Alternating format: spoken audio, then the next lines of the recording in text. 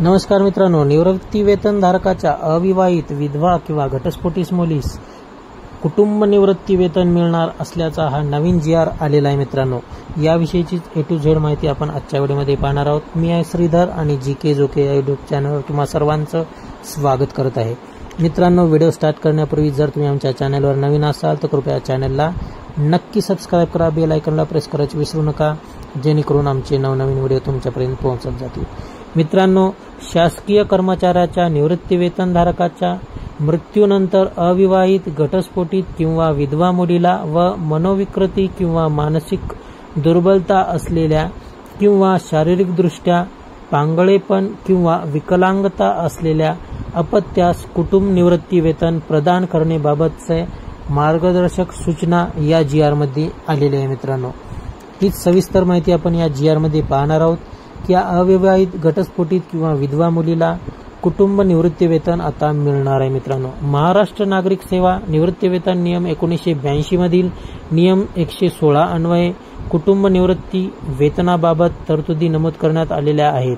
सध्याच्या प्रचलित कार्यपद्धतीनुसार शासकीय कर्मचाऱ्याच्या व त्याच्या प्रथम वारस पत्नी किंवा पती याच्या मृत्यूनंतर अविवाहित मुलीबाबतची ती 24 वर्षे वयाची होईपर्यंत अथवा तिचा विवाह होईपर्यंत यापैकी जी घटना अगोदर घडेल तोपर्यंत तिला कुटुंब निवृत्ती वेतन प्रदान करण्यात येते। तसेच मानसिक अथवा शारीरिक विकलांगता असलेल्या पाल्याला हयातभर कुटुंब निवृत्ती वेतन मिळण्याची तरतूद आहे। शासकीय कर्मचारी निवृत्ती वेतन सेवानिवृत्त झाल्यानंतर ते हयात असताना त्यांची मुलगी अविवाहित, घटस्फोटित किंवा विधवा असेल व अशी मुलगी स्वतःचा उदरनिर्वाह करण्यास असमर्थ असेल तर अशा प्रकरणी केंद्र शासनाने शासकीय कर्मचाऱ्याच्या व त्याच्या प्रथम वारस पतीपत्नीस याच्या मृत्यूनंतर कुटुंब निवृत्ती वेतन प्रदान करण्याबाबत निवृत्ती वेतनबाबत सुधारणा केलेली आहे। कार्यालयीन ज्ञापन दिनांक 30/8/2004 व तदनंतर वेळोवेळी केलेल्या सुधारणाबद्दलचा हा GR यामध्ये आलेला आहे। मित्रांनो, परिपत्रकामध्ये काय दिलेलं आहे तर अविवाहित, घटस्फोटित किंवा विधवा मुलीच्या बाबतीत मुलीला 24 वर्षे वय पूर्ण झाल्यानंतर हयातभर तिचा विवाह, पुनर्विवाह होईपर्यंत किंवा तिचे उपजीविकेची सुरुवात करेपर्यंत यापैकी जे अगोदर घडेल तोपर्यंत पुढील अटीच्या अधीन राहून हे निवृत्ती वेतन प्रदान करण्यात येत आहे।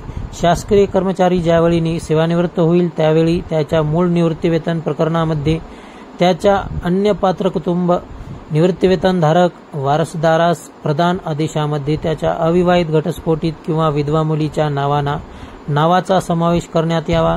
कार्यालय प्रमुखाने शासकीय कर्मचाऱ्याचे निवृत्ती वेतनाचे प्रकरण तयार करताना नमुना 3 मध्ये कुटुंबाचा तपशील, अपत्याचा जन्मदाखला तसेच इतर आवश्यक कागदपत्रासह निवृत्ती वेतन प्रकरण महालेखाकार कार्यालयाकडे मंजुरीकरता पाठवावे।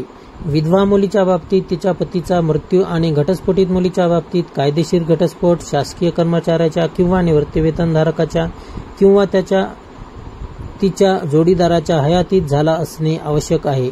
तसेच घटस्फोटाची कार्यवाही शासकीय कर्मचाऱ्याच्या किंवा निवृत्ती वेतन धारकाच्या कुटुंब निवृत्ती वेतन धारकाच्या हयातीत सक्षम न्यायालयात दाखल केली असेल, परंतु त्याच्या मृत्यूनंतर घटस्फोट झाला असेल तर घटस्फोटित मुलीला घटस्फोटाच्या दिनांकापासून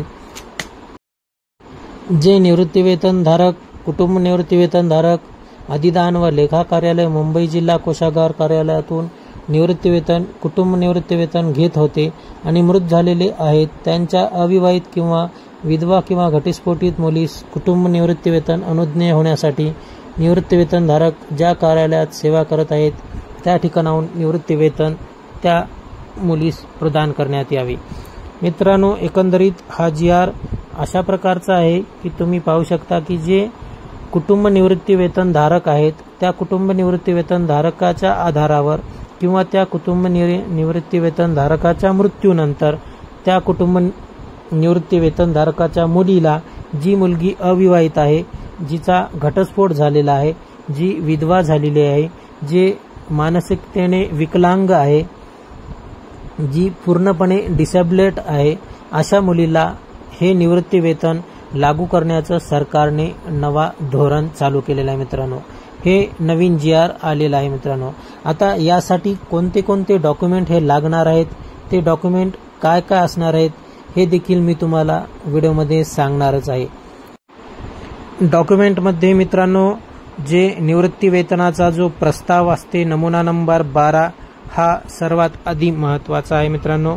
तो एक प्रस्ताव तुम्हाला घ्यायचा आहे. त्यानंतर कुटुंब निवृत्ती वेतन धारकाचे मृत्यू प्रमाणपत्र, भावंडाचे नाहरकत प्रमाणपत्र, कुटुंब निवृत्ती वेतन देय असलेल्या मुलीचे आधार कार्ड, पॅन कार्ड, बँक पासबुकचे प्रथम पृष्ठ, शिधापत्रिका इत्यादीच्या साक्षांकित केलेल्या छायांकित प्रतीसह कुटुंब निवृत्ती वेतन प्रकरण मंजुरी करिता महालेखापाल कार्यालयाकडे तुम्हाला पाठवावयाचे आहे मित्रांनो. हे डॉक्युमेंट्स तुम्हाला अति महत्त्वाचे आहेत मित्रांनो. या कुटुंब निवृत्ती वेतनाच्या नंतर मुलीला निवृत्ती वेतन चालू करण्यासाठी हे 4 ते 5 प्रकारचे डॉक्युमेंट तुम्हाला आवश्यक असणार आहेत मित्रांनो.